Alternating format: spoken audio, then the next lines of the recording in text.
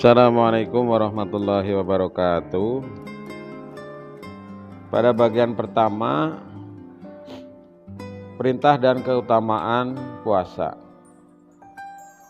Sebagaimana firman Allah dalam surat Al-Baqarah ayat 183 tentang kewajiban berpuasa.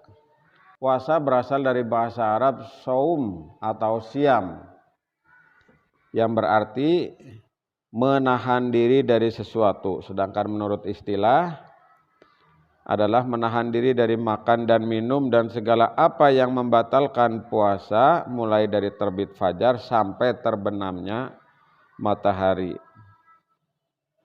disertai dengan niat dan rukun serta syarat-syarat tertentu. Kemudian perintah dan keutamaan puasa. Firman Allah dalam surat Al-Baqarah ayat 183. Kita sudah hafal ya. Serta hadis Nabi tentang keutamaan berpuasa. Barang siapa yang berpuasa pada bulan Ramadan dengan keimanan dan mengharap ridho Allah, maka akan diampuni dosa-dosanya yang terdahulu. Kemudian cara mengetahui permulaan bulan Ramadan. Bagaimana caranya? Yang pertama adalah dengan melihat hilal atau bulan, yang disebut dengan ru'yah. Kemudian yang kedua, jika hilal tidak nampak, maka hendaknya bulan Sya'ban disempurnakan menjadi 30 hari. Iktimal ya. Kemudian yang ketiga, menggunakan hisab atau perhitungan. Kita buka di halaman berikutnya. Ancaman bagi yang meninggalkan puasa. Sabda Nabi, barang siapa yang berbuka pada satu hari di bulan Ramadan tanpa keringanan yang diberikan Allah, tidak akan dibayar oleh puasa sepanjang masa walau dilakukan. Jadi tidak boleh membatalkan puasa atau medot dengan sengaja yang tidak ada halangan secara syar'i. Kemudian syarat wajib dan rukun puasa.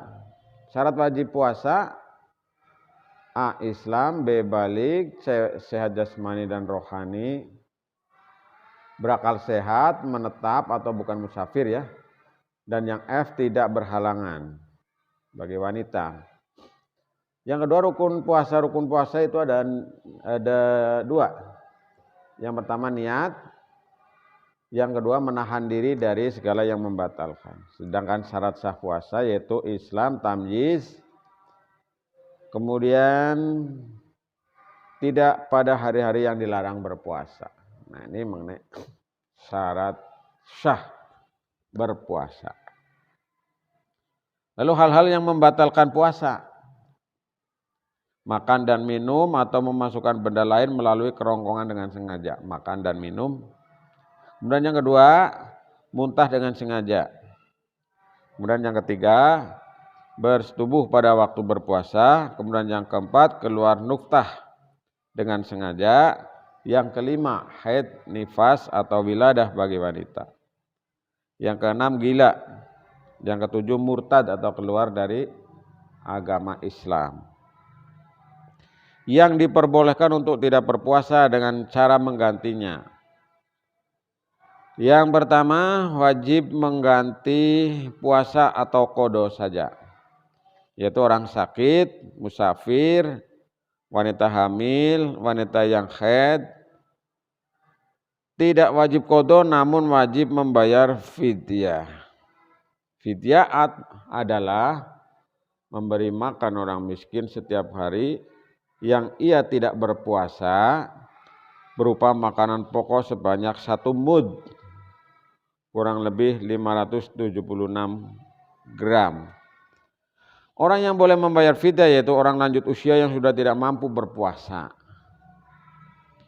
orang yang sakit berkepanjangan dan tidak ada harapan sembuh, wanita hamil yang menyusui mengkhawatirkan janin atau bayinya. Nah, ini wajib qada dan wajib kifarat. Bagi orang yang membatalkan puasa Ramadan dengan bersetubuh atau berhubungan, kifaratnya adalah yang pertama memerdekakan budak. Ini sudah nggak ada ya, memerdekakan budak. Yang kedua, berpuasa selama 2 bulan berturut-turut. Yang ketiga, memberi makan 60 orang miskin berupa bahan pokok masing-masing 1 mud.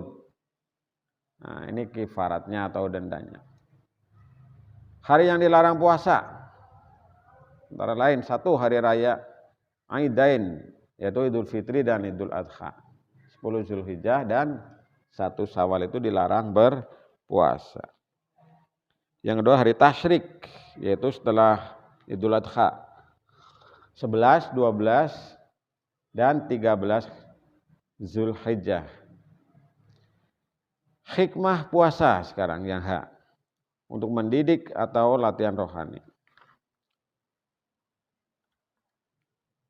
Yang dua, untuk kesehatan. Yang ketiga, untuk perbaikan pergaulan atau muasyarah. Dan yang keempat, sebagai wujud rasa syukur pada Allah Subhanahu wa ta'ala. Nah, sekarang amalan yang dianjurkan selama bulan suci Ramadan. 1, memperbanyak membaca Al-Quran. 2, qiyamul lail atau tarawih. Ya. Barang siapa yang mendirikan sholat di malam Ramadan dengan iman dan perhitungan, maka akan diampuni dosanya yang telah lalu. Dan yang 3, memperbanyak sedekah. Dan yang keempat, iktikaf atau berdiam diri di masjid.